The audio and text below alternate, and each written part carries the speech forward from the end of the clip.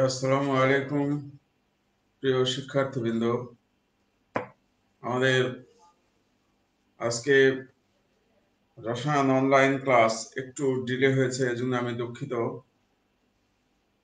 আমরা আজকে রসায়নের কোয়ান্টাম সংখ্যা বিষয়টি নিয়ে আলোচনা করব।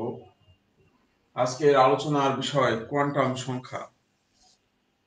প্রিয় শিক্ষার্থীবৃন্দ, তোমাদের স্বাগতম। তোমরা সবাই এই সুন্দর সকালে রসায়ন ক্লাসে উপস্থিতির জন্য। আজকে আমরা কোয়ান্টাম সংখ্যা আলোচনা করার কোয়ান্টাম সংখ্যা জিনিসটা কি। কোয়ান্টাম সংখ্যা মেনলি ইলেকট্রনের বৈশিষ্ট্য প্রকাশ করে, ইলেকট্রনের চরিত্র প্রকাশ করে আর কি। তো কোয়ান্টাম সংখ্যা ইলেকট্রনের চরিত্রকে ব্যাখ্যা করার জন্য, ইলেকট্রনের বৈশিষ্ট্যকে ব্যাখ্যা করার জন্য কোয়ান্টাম সংখ্যা মূলত 4 ধরনের। নাম্বার 1, প্রধান কোয়ান্টাম সংখ্যা।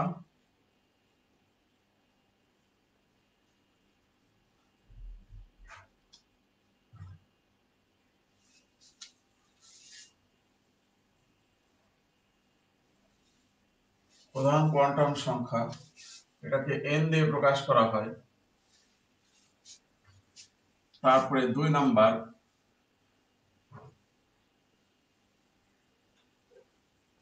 সহকারী কোয়ান্টাম সংখ্যা।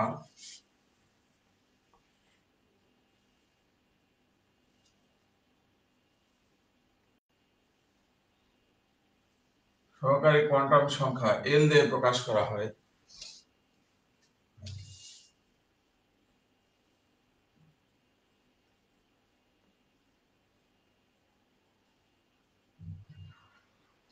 তিন নাম্বার,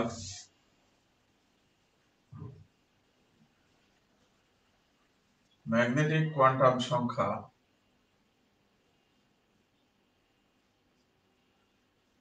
M দিয়ে প্রকাশ করা হয়।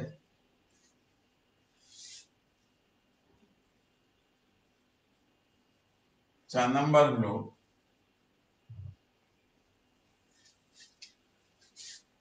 স্পিন কোয়ান্টাম সংখ্যা। স্পিন কোয়ান্টাম সংখ্যাকে S দিয়ে প্রকাশ করা হয়। আমাদের মূলত কোয়ান্টাম সংখ্যা এই 4 ধরনের।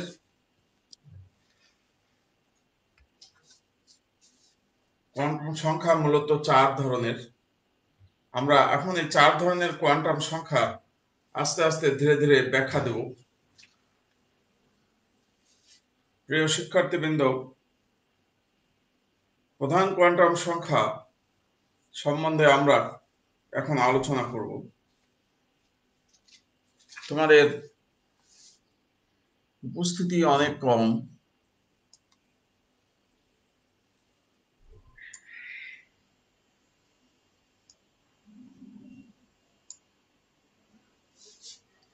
ওকে,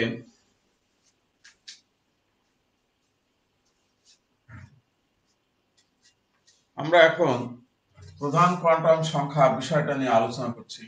এখানে যতগুলো আছে 1 2 3 4 সবগুলো কোয়ান্টাম সংখ্যাই হলো ইলেকট্রনের বৈশিষ্ট্য প্রকাশ করে। এখন আমরা এখানে প্রধান কোয়ান্টাম সংখ্যা কিভাবে আমরা ব্যাখ্যা করতে পারবো সেটা দেখো।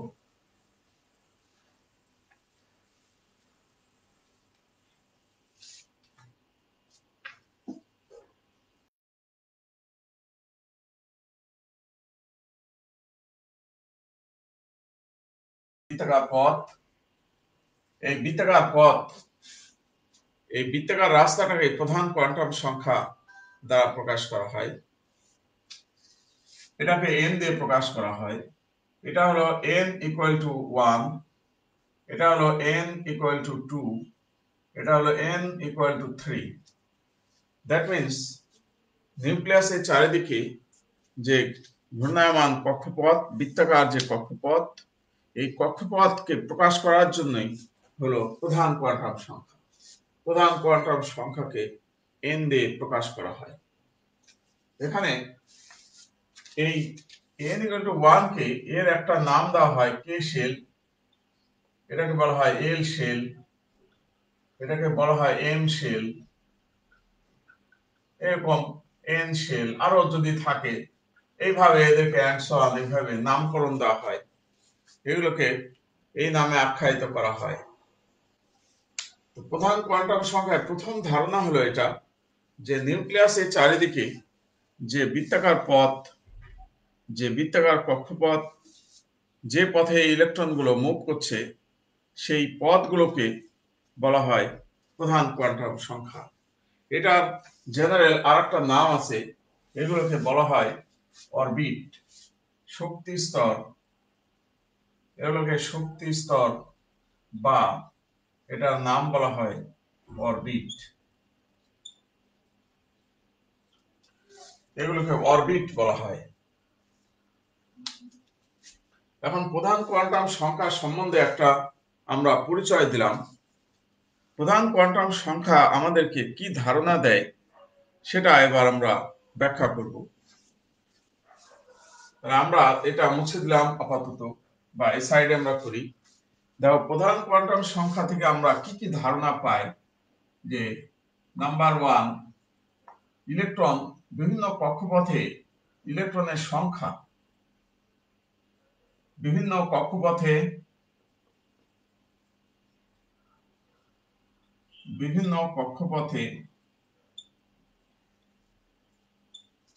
ইলেকট্রনের সংখ্যা,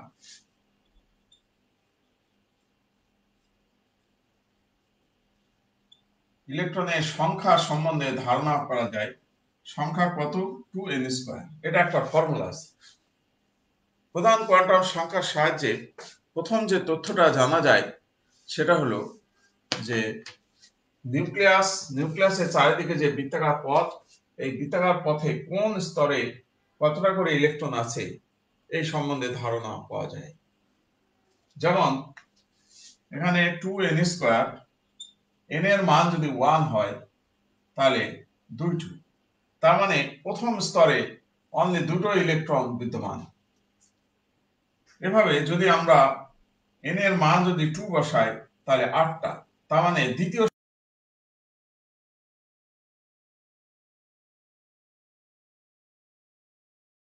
n এর মান যদি 3 হয় তাহলে 9, 3 9 18, তার মানে 18টা ইলেকট্রন। তার মানে প্রথম স্তরে 2টো ইলেকট্রন, দ্বিতীয় স্তরে 8টা ইলেকট্রন, তৃতীয় স্তরে 18টা ইলেকট্রন। কোন শক্তি স্তরে কতটা করে ইলেকট্রন আছে এই সম্বন্ধে এই প্রধান কোয়ান্টাম সংখ্যা ধারণা দেয়। যদি n এর মান 4 হয়, n এর মান 4 হলে তাহলে কত হবে? যদি n এর মান 4 হয় তাহলে 32টা ইলেকট্রন হবে। এইভাবে বিভিন্ন কোয়ান্টাম সংখ্যায়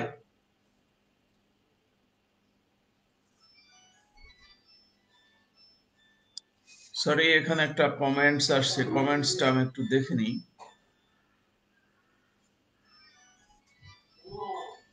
I am extremely sorry for giving late attendance. I was not feeling well today.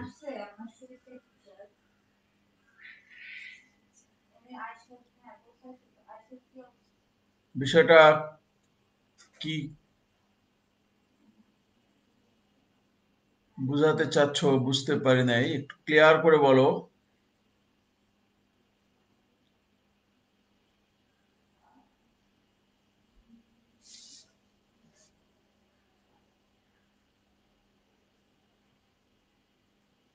ওকে, ঠিক আছে। তাহলে আমরা বিভিন্ন কোয়ান্টাম সংখ্যা, বিভিন্ন শক্তি স্তরে কতটা করে ইলেকট্রন আছে এই সম্বন্ধে আমরা এই প্রধান কোয়ান্টাম সংখ্যা থেকে আমরা ধারণা পাই। প্রিয় শিক্ষার্থীবৃন্দ, এবার এই সম্বন্ধে আমরা আরো ধারণা পাই। প্রধান কোয়ান্টাম সংখ্যা থেকে আমরা আরো কিছু কিছু ধারণা পাই, যেগুলো আমি এখন তোমাদেরকে এখানে বলে দেখাচ্ছি বা লিখে দেখাচ্ছি।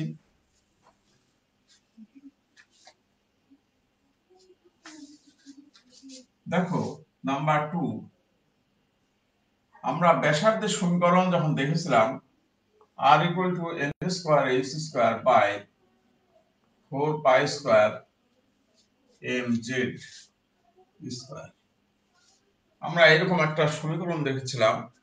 এই সমীকরণটা হলো কিসের? ব্যাসার্ধের।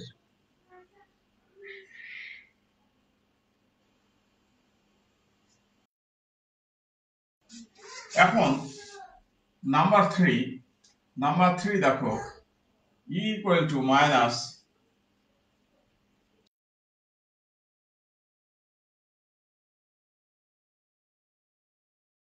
divided by n square h square।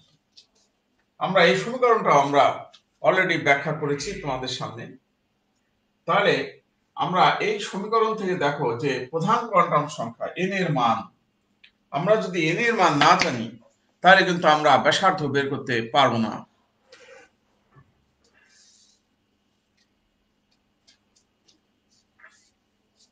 এখানে খেয়াল করে দেখো, এখানে n আছে, ভালো করে দেখো n আছে। তাহলে এই সমীকরণের সাহায্যে আমরা দেখতে পাচ্ছি যে প্রধান কোয়ান্টাম সংখ্যার মান যদি আমরা না জানি, তাহলে আমরা কখনোই ব্যাসার্ধ, পরমাণুর ব্যাসার্ধ এবং যে অরবিটের এনার্জি বা ইলেকট্রনের এনার্জি এই সম্বন্ধে আমরা কোনো ধারণা করতে পারবো না বা বের করতে পারবো না। অতএব প্রধান কোয়ান্টাম সংখ্যার গুরুত্ব এতটুকু যে প্রধান কোয়ান্টাম সংখ্যার মান জানলে আমরা পরমাণুর ব্যাসার্ধ বের করতে পারবো এবং পরমাণুর শক্তি বের করতে পারবো। তাহলে প্রিয় শিক্ষার্থীবৃন্দ, আশা করি তোমরা এখন বিষয়টা ক্লিয়ার বুঝতে পারছো যে কিভাবে আমরা প্রধান কোয়ান্টাম সংখ্যা সম্বন্ধে আইডিয়া লাভ করতে পারি। ওকে, থ্যাংক ইউ। তোমাদের সবার উপস্থিতির জন্য তোমাদেরকে ধন্যবাদ।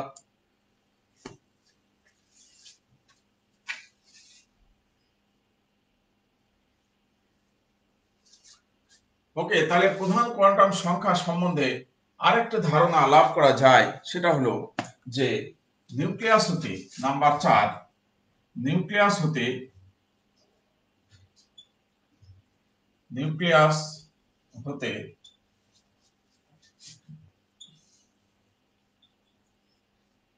ইলেকট্রন কত দূরে অবস্থিত।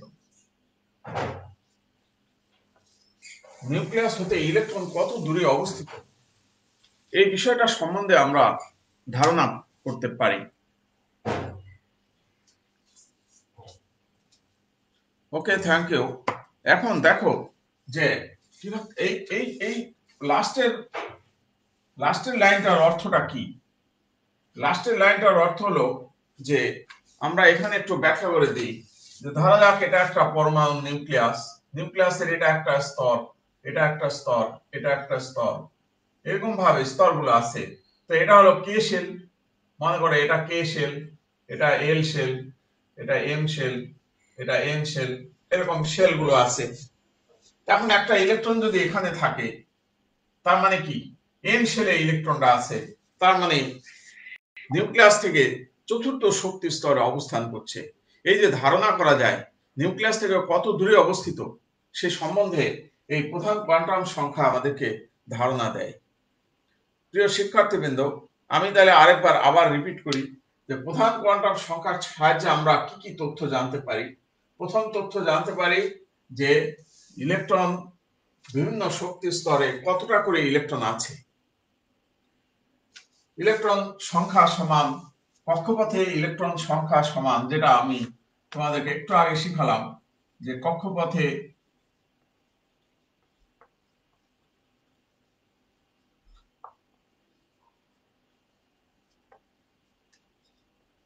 ইলেকট্রন সংখ্যা সমান 2n স্কয়ার। কক্ষপথে ইলেকট্রন সংখ্যা সমান 2n স্কয়ার, যেখানে n এর মান বসালে আমরা কোন কক্ষপথে কতটা ইলেকট্রন এটা আমরা বের করতে পারবো। এখানে ব্যাসার্ধের মান বের করতে গেলে অবশ্যই কোয়ান্টাম সংখ্যার মান লাগবে, প্রধান কোয়ান্টাম সংখ্যার মান লাগবে। শক্তির মান গণনা করতে গেলে অবশ্যই প্রধান কোয়ান্টাম সংখ্যার মান লাগবে। Without principal quantum number you can't determine the radius and energy of the electron. তাহলে তোমরা বিষয়টাকে বুঝতে পারছো যে প্রধান কোয়ান্টাম সংখ্যার গুরুত্ব কতটুকু। এবং লাস্ট ফাইনালি যেটা বলা আছে, নিউক্লিয়াস ইলেকট্রন কত দূরে অবস্থিত, how far away from nucleus, এটা আমরা জানতে পারবো প্রধান কোয়ান্টাম সংখ্যার সাহায্যে। আমরা যদি বলি ইলেকট্রনটা এখন n শক্তি স্তরে অবস্থান করছে, তার মানে বুঝতে হবে যে নিউক্লিয়াসটা চতুর্থ শক্তি স্তরে, নিউক্লিয়াস থেকে বেশ দূরে। যদি বলি ইলেকট্রনটা কে শেলে অবস্থান করছে, তাই বুঝতে হবে যে ইলেকট্রনটা একেবারে নিউক্লিয়াসের কাছে অবস্থান করছে, নিউক্লিয়াসের খুব কাছে অবস্থান করছে, নিউক্লিয়াসের নিকটে অবস্থান করছে। এই যে নিউক্লিয়াস থেকে কতটা দূরে অবস্থিত, এই সম্বন্ধে পুরো ধারণা করা যায় তোমার এই প্রধান কোয়ান্টাম সংখ্যার সাহায্যে। তো আশা করি প্রিয় শিক্ষার্থীবৃন্দ, তোমরা সবাই প্রধান কোয়ান্টাম সংখ্যা সম্বন্ধে সবাই বুঝতে পেরেছ। এখন আমরা পরবর্তীতে আমরা আলোচনা করব হলো সহকারী কোয়ান্টাম সংখ্যা।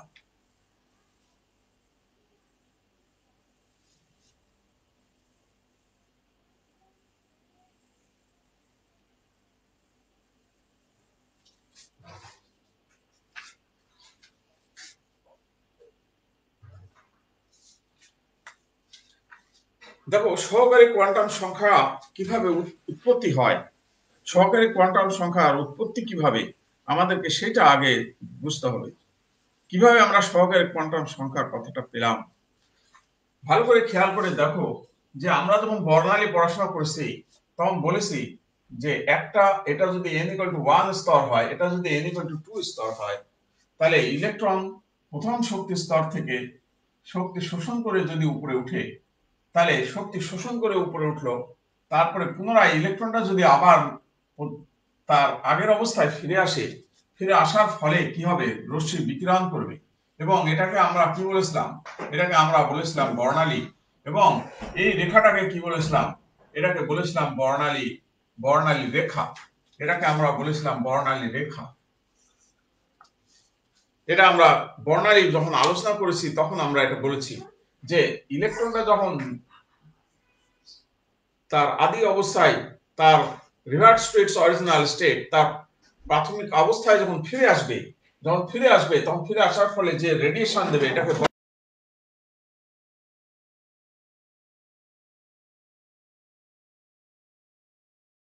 বর্ণালী রেখা। তাহলে একটা ইলেকট্রন যদি দ্বিতীয় স্তর থেকে প্রথম স্তরে গমন করে, তাহলে তার বর্ণালী রেখা একটা পাওয়া যাবে, একটা বর্ণালী রেখা পাওয়ার কথা।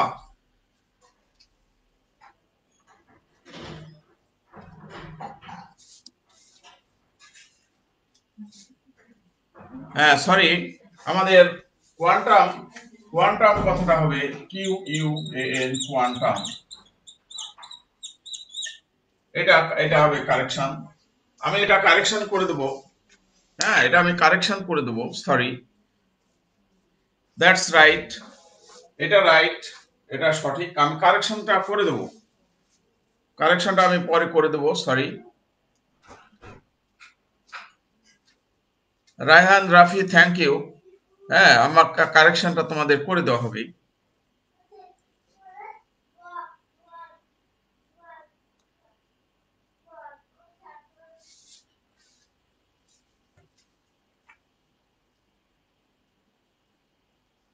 হ্যাঁ, দ্যাটস রাইট, এই কারেকশনটা পরে আমরা করে দেবো আর কি। ওকে, এখন আমি যে বিষয়টা নিয়ে আলোচনা করছি যে এই যে বর্ণালী, এই যে ইলেকট্রনটা নিচে নামছে দ্বিতীয় শক্তি স্তর থেকে প্রথম শক্তি স্তরে নামার ফলে তার একটা বর্ণালী রেখা পাচ্ছি আমরা। কিন্তু বর্ণালী বীক্ষণ যন্ত্রের সাহায্যে দেখা যায় যে এই একটা বর্ণালী রেখার চারিদিকে আরো অনেক বর্ণালী রেখা পাওয়া যায়। কেন পাওয়া যায়? কারণ দেখো ভালো করে যে প্রথম শক্তি স্তরে আমরা জানি 1s অরবিটাল থাকে প্রথম শক্তি স্তরে, বাট দ্বিতীয় শক্তি স্তরে দেখো ভালোভাবে খেয়াল করে দেখো যে একটা 2s অরবিটাল পাওয়া যায় আর একটা 2p অরবিটাল পাওয়া যায়, দুটো অরবিটাল পাওয়া যায়। এটা আমরা জানি, তোমরা ক্লাস 10 এসে গেছো। এখন ইলেকট্রনটা তোমার 2s থেকে যদি 1s এ গমন করে আর 2p থেকে যদি 1s এ গমন করে, তাহলে দেখো ভালোভাবে খেয়াল করে দেখো, এখন দুইটা বর্ণালী রেখা পাওয়া যাচ্ছে। এখানে দুটি বর্ণালী রেখা পাওয়া যাবে। তাহলে দুটি বর্ণালী রেখা পাওয়া যায়। কেন পাওয়া যায় দুটি বর্ণালী রেখা? আশা করি আমরা এখন ক্লিয়ার হতে পারলাম। আমি আরেকবার তোমাদেরকে বিষয়টা ক্লিয়ার করে দিই যে দেখো, এইটুকু খেয়াল করে দেখো আর উপরেরটা খেয়াল করে দেখো। উপরেরটা হলো যে উপরেরটা বলছে যে ইলেকট্রন দ্বিতীয় শক্তি স্তর হতে প্রথম শক্তি স্তরে যখন ফিরে আসে, আসার ফলে একটা বর্ণালী রেখা, যেহেতু দুটা স্তর, একটা স্তর থেকে আরেকটা স্তরে আসলে একটা বর্ণালী রেখা পাওয়ার কথা, কিন্তু বর্ণালী বীক্ষণ যন্ত্রের সাহায্যে দেখা যায় যে একাধিক বর্ণালী রেখার উপস্থিতি পাওয়া গেছে। কেন একাধিক বর্ণালীর উপস্থিতি পাওয়া গেছে? তাহলে নিশ্চয়ই ইলেকট্রনটা দুই জায়গা থেকে আসতেছে, ইলেকট্রনটা এক জায়গা থেকে আসতেছে না। হ্যাঁ, ইলেকট্রনটা যদি শুধু এক জায়গা থেকে আসে তাহলে একটা বর্ণালী রেখা পাওয়া যাবে, কিন্তু ইলেকট্রনটা আসলে অরবিটাল দ্বিতীয় শক্তি স্তরে দুইটা আছে, 2s এবং 2p। দ্যাট মিন্স 2s থেকে 1s এ আসছে, আবার 2p থেকে 1s এ আসছে। তার মানে দুই জায়গা থেকে ইলেকট্রনটা অবস্থান করছে। হ্যাঁ, দুই জায়গা থেকে ইলেকট্রনটা প্রথম শক্তি স্তরে ফিরে আসছে, যার জন্য তার বর্ণালী রেখা দুটি পাওয়া যাচ্ছে। এই যে দুটো বর্ণালী রেখা পাওয়া যাচ্ছে, কেন একাধিক বর্ণালী রেখা কেন পাওয়া যাচ্ছে, এইটা ব্যাখ্যা করার জন্যই হলো সহকারী কোয়ান্টাম সংখ্যা। তো সহকারী কোয়ান্টাম সংখ্যার সাহায্যে তাহলে আমরা কি বের করতে পারি? সহকারী কোয়ান্টাম সংখ্যার সাহায্যে তোমার, হ্যাঁ, আরেকজন প্রশ্ন করছে শাহরিয়ার হোসেন হৃদয়। আমি আরেকবার বলছি, তোমরা জিনিসটা ভালোভাবে খেয়াল করে দেখো। হ্যাঁ, শাহরিয়ার হৃদয়, আমি আরেকবার কথাটা বলছি। মাহাদি হোসেন রোয়ান ক্লিয়ার হয়েছে বলেছে, তো আমি শাহরিয়ার হোসেন হৃদয়কে বলছি কথাটা যে উপরের চিত্রে আগে খেয়াল করো, একটা ইলেকট্রন যদি দ্বিতীয় শক্তি স্তর হতে প্রথম শক্তি স্তরে ফিরে আসে, তাহলে তার একটা বর্ণালী রেখা পাওয়া যাবে, যেহেতু দ্বিতীয় থেকে প্রথম শক্তি স্তরে ফিরে আসছে, যার জন্য একটা বর্ণালী রেখা পাওয়া যাবে।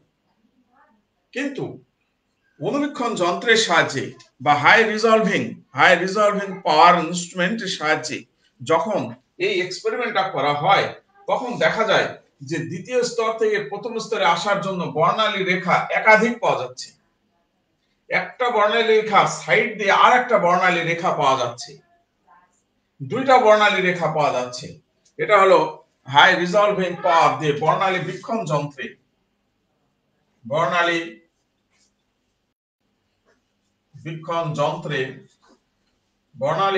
যন্ত্রে যখন অ্যানালাইসিস করা হচ্ছে, অ্যানালাইসিস করে দেখা যাচ্ছে যে বর্ণালী রেখা দুইটা পাওয়া যাচ্ছে। তাহলে দুইটা বর্ণালী রেখা পাওয়া যাচ্ছে কেন? তাহলে ইলেকট্রনটা নিশ্চয়ই দুই জায়গা থেকে ফিরে আসছে। দুই জায়গাটা কি? দুই জায়গাটা হলো উপস্তর। দ্বিতীয় স্তরে দুটা স্তর আছে, একটা 2s অরবিটাল আছে আর একটা 2p অরবিটাল আছে। তার মানে 2s থেকে ইলেকট্রনটা ফিরে আসছে, 2p থেকে ইলেকট্রনটা ফিরে আসছে, দুই জায়গা থেকে ইলেকট্রনটা নিচের দিকে ফিরে আসছে, যার জন্য দুইটা বর্ণালী রেখা পাওয়া যাচ্ছে। এই যে একাধিক বর্ণালী রেখা যে পাওয়া যাচ্ছে, এটাকে ব্যাখ্যা করার জন্যই হলো তোমার সহকারী কোয়ান্টাম সংখ্যা। তাহলে আমরা এখন আলোচনা করব হলো সহকারী কোয়ান্টাম সংখ্যা। আমাদের আলোচনার বিষয় হলো সহকারী কোয়ান্টাম সংখ্যা। তাহলে সহকারী কোয়ান্টাম সংখ্যাকে আমরা কি দিয়ে প্রকাশ করি? সহকারী কোয়ান্টাম সংখ্যাকে আমরা এল দিয়ে প্রকাশ করি।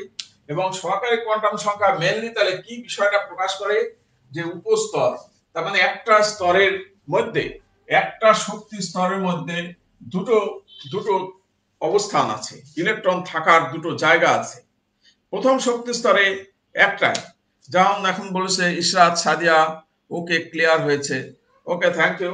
তাহলে আমি আমার সহকারী কোয়ান্টাম সংখ্যাটা আমি ব্যাখ্যা করে দেখাচ্ছি তোমাদেরকে।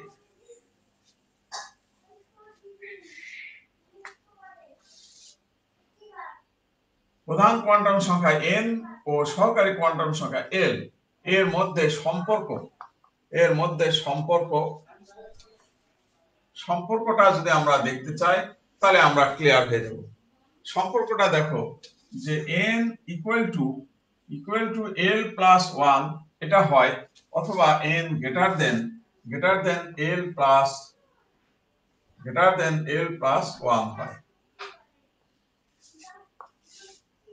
এই জিনিসটা একটু খেয়াল করে দেখো যে এন এর সঙ্গে এল এর সম্পর্ক হলো দুই ধরনের, যে এন এর মান এল প্লাস 1 এর সমান হতে পারে অথবা এন এর মান এল প্লাস 1 এর চাইতে বড় হতে পারে। এই সম্পর্কটা কোয়ান্টাম রসায়নে এই সম্পর্কটা পাওয়া যায়। সম্পর্কটা হ্যাঁ ওকে শাহরিয়ার হোসেন হৃদয়, তোমার এখন ক্লিয়ার হয়েছে। দীপা সরকার ওকে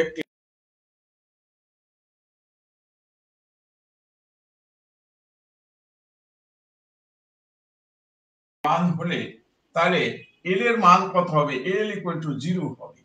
এল ইকুয়াল টু 0 হবে। এল ইকুয়াল টু 0 হবে। এটার অর্থ কি? এটার অর্থ হলো প্রথম শক্তি স্তরে প্রথম কক্ষপথে একটি অরবিটাল আছে, একটি উপস্তর আছে, একটি উপস্তর আছে। প্রথম কক্ষপথে একটা উপস্তর আছে।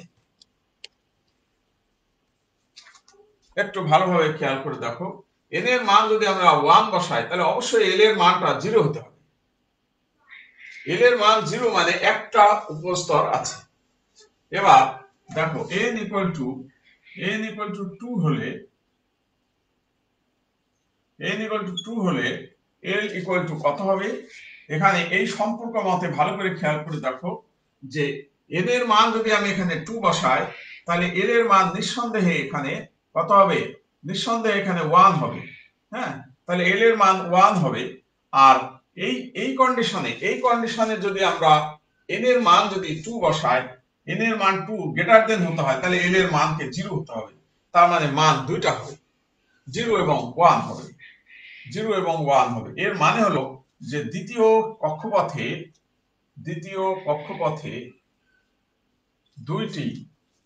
দুইটি উপস্তর আছে, সেটাই আমরা লিখি 2s এবং 2p। একটা হলো s অরবিটাল, একটা s উপস্তর, একটা p উপস্তর। এই জন্য আমরা লিখি প্রথম শক্তি স্তরে একটাই উপস্তর আছে, যেটাকে বলি আমরা 1s। আর দ্বিতীয় শক্তি স্তরে আমাদের দুইটা উপস্তর আছে, একটা 2s একটা 2p। এই জন্য আমরা এভাবে লিখেছিলাম। এখানে একজন প্রশ্ন করছে,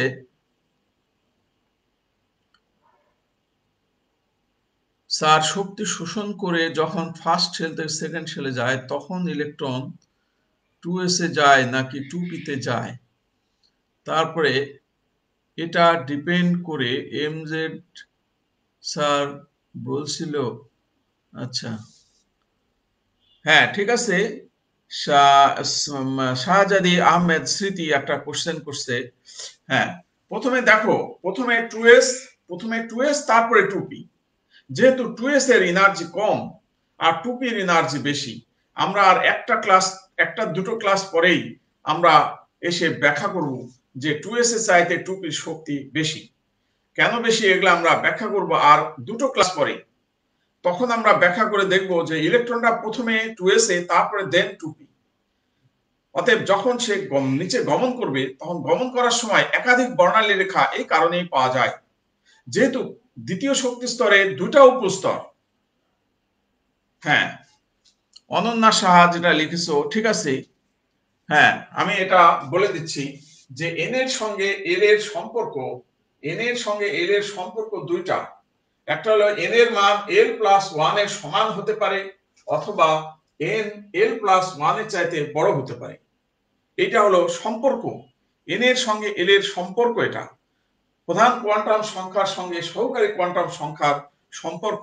এই সম্পর্কটা কোয়ান্টাম রসায়ন থেকে পাওয়া যায়, যেটা তোমাদের লেভেলে এই সম্পর্কটা দেখানো যাবে না। এটা উপরে যখন অনার্স মাস্টার্স ক্লাসে পড়াশোনা করবে তখন এই সম্পর্কটা তোমরা দেখবে যে কিভাবে এই সম্পর্কটা আসে। এখন তোমাদেরকে বুঝতে হবে যে প্রধান কোয়ান্টাম সংখ্যার সঙ্গে সহকারী কোয়ান্টাম সংখ্যার সম্পর্কটা কি। এখন যদি n এর মানটা যদি 3 হয়, তাহলে l এর মান কত হবে? এল এর মান 0 1 2 হবে। দ্যাট মিন্স তৃতীয় কক্ষপথে তোমার তিনটি উপস্তর থাকবে। এরকম ভাবে যদি n এর মান 4 হয়, 4 হলে n এর মান 0 1 2 3 হবে। এটার অর্থ হলো চতুর্থ কক্ষপথে চারটি উপস্তর থাকবে। এখন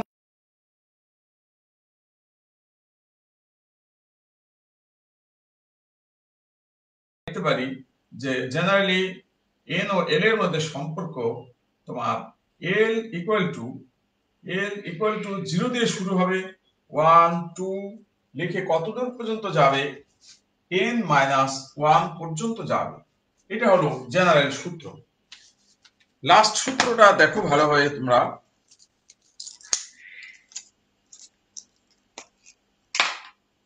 একদম লাস্ট যে সূত্র জেনারেলি দেখো যে এল এর